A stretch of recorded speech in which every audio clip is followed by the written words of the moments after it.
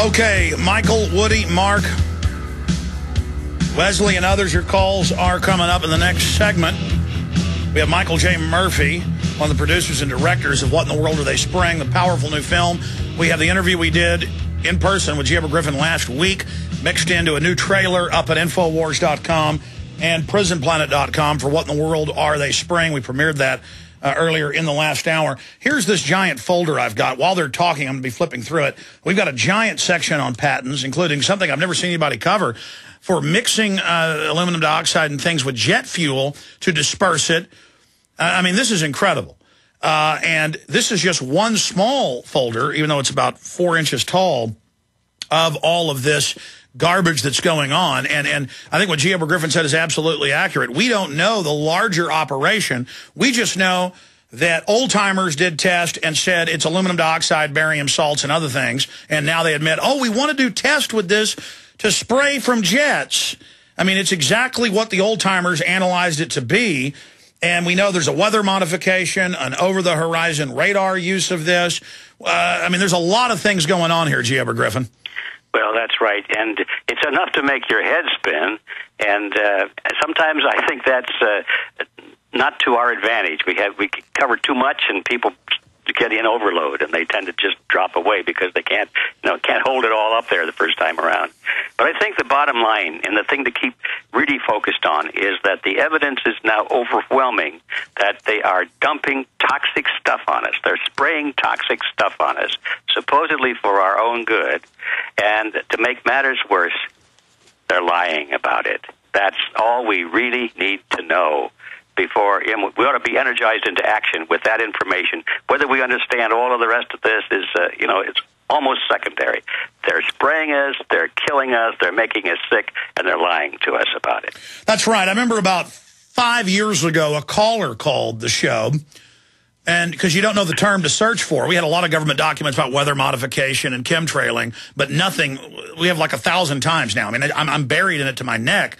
And the caller said, Alex, search indirect and semi-direct aerosol campaign, indirect and semi-direct aerosol campaign, and you'll find it all. And I magically put it into Google, and it was tens of thousands of governments, universities, Department of Energy, and it was just a sea bigger than the Manhattan Project, literally, of just wild testing of everything you could imagine going on, aluminum being one small part of it, but something that keeps rearing its ugly head. But your comments on that, G. Edward and Mr. Murphy. Well, go ahead, Michael. Well, I can address that. While we believe they're spraying much more than simply the aluminum, barium, and strontium, we just focused on what's being found, which is scary enough. And I'm going to go back to the ecological problems that they're seeing around the world.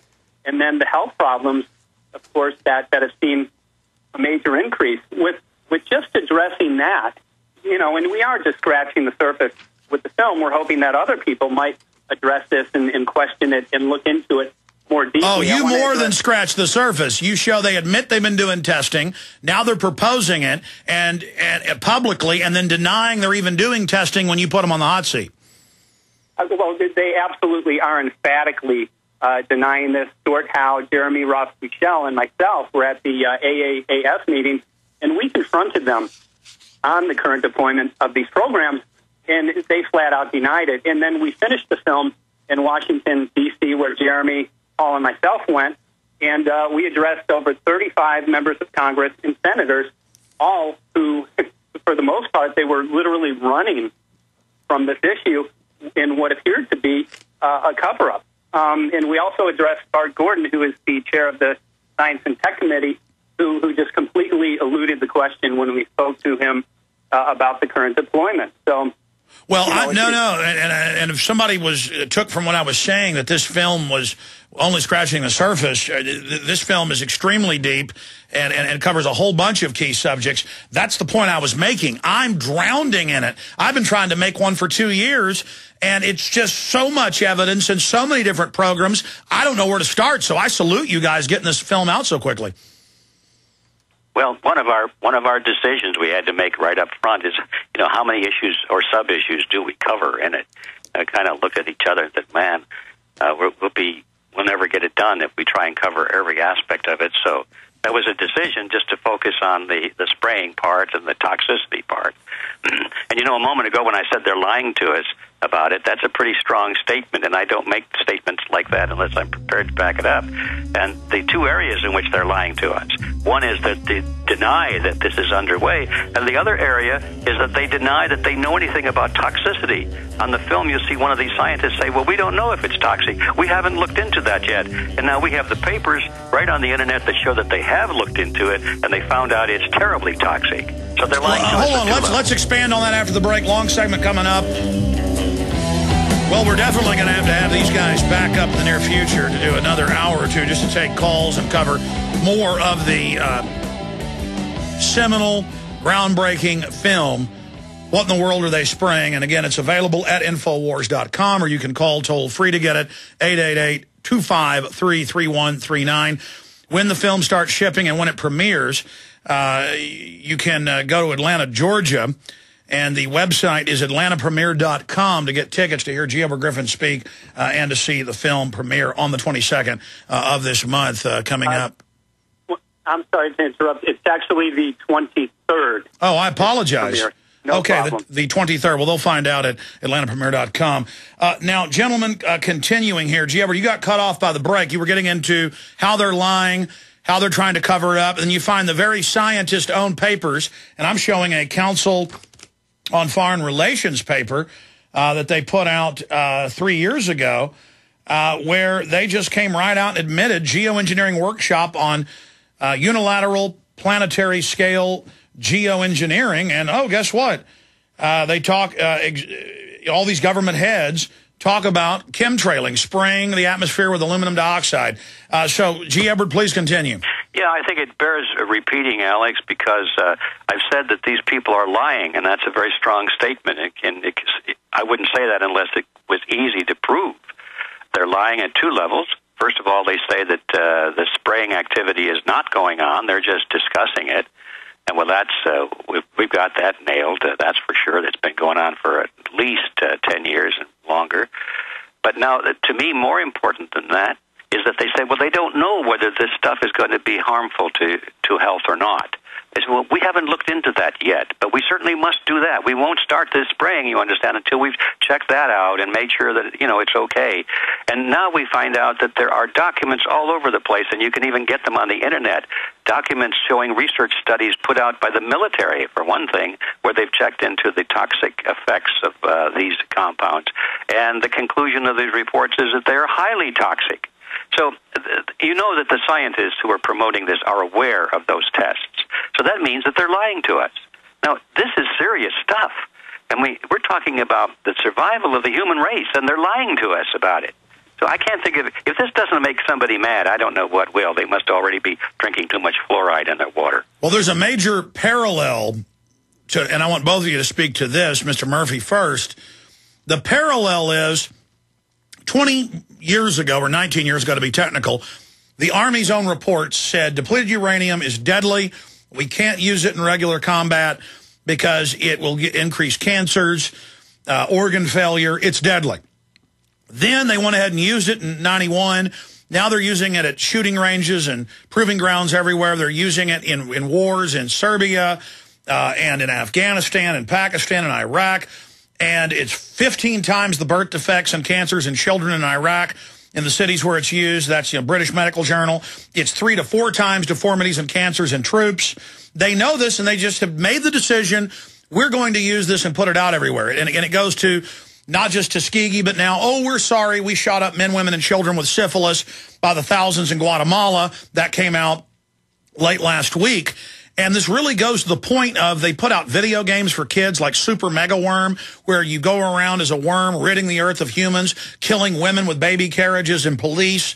They have Al Gore, climate, funded groups like 1010 out saying, if you're not going to do something about global warming, we're going to kill you. And it shows them murdering children. I don't know if you've seen that.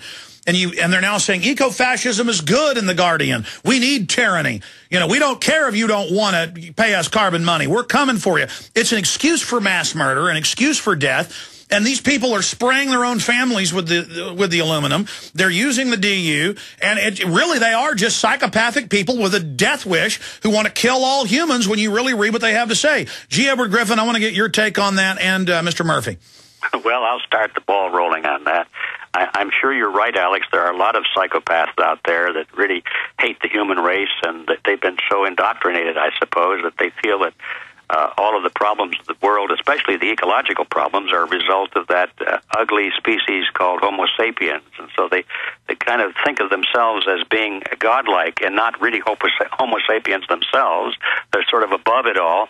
And there are a few people that really want to see the elimination of the human race, or greatly reduced at any rate. But I think there a lot more people fit into a different category, which is that they're part of this collectivist system, and they're imbued with this desire to follow authority no matter what. And they're part of a system, and especially you find this in the military. You just follow orders. You don't question. And they feel like they have power through the system. Through the system, yes. Their power derives from the fact that they don't question. And so I think there are a lot more people in that category. They're given an order, or they see that they're part of a movement. They don't question it. They just go along with it. And maybe in the deep recesses of their minds, they may think, gee, I wonder if this is good for humanity. I wonder if it's good for me or my family. But they don't think about that too much, because they know that in the world which supports them doesn't allow that kind of thinking. So I think it's that element more than this conscious desire to get rid of the human race. Michael, your take on that? You know, I definitely agree with that. One thing, you know, we're reaching out to the people who are flying these planes who are involved with these programs. Mm-hmm. I believe that a lot of these people do not know exactly what they're doing. So we're hoping to awaken some of those people and to really question things. You know, with that being said, you know, if you look at the Rockefellers, the Rothschilds, and their eugenics policies, you know, there clearly is an agenda to reduce the Earth's population. I forgot to say Bill Gates, who is a heavy funder into geoengineering programs. Oh, he's huge. He's got a bunch of patents for hurricane machines, chemtrailing. I mean, he's there. Absolutely. And, you know, he's funding David Keith and Ken Caldera. And we know, you know, what is behind this man. So I think at the highest levels, yes, there are plans to definitely hurt and make people sick and to lower the population. However, I think that, again, a lot of people involved with these programs are really not aware of how damaging and how much damage they're doing. You know, we're hoping to reach out to the pilots so they might know that what they're doing is hurting their children, could be hurting their parents. You know, so that's really something that we're trying to do, is reach out to everybody. Well, I just hope that everybody out there who's been laughed at for talking about persistent jet aerosol, known by laymen as chemtrail, and all of you that are concerned about this will understand this is a professionally, well-balanced, focused, documented film. What in the world are they spraying? And it is the best film I've seen out there of many, because so much of this is now coming out in the open, and it's also great filmmakers, and G-Edward-Griffin behind it. People need to get this film. You need to show it to everyone you know.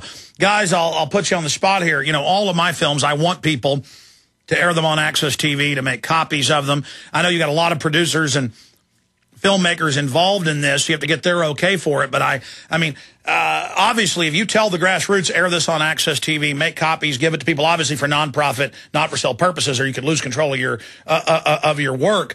But, I mean, do you have any plan on that to really try to get people to have this film go viral?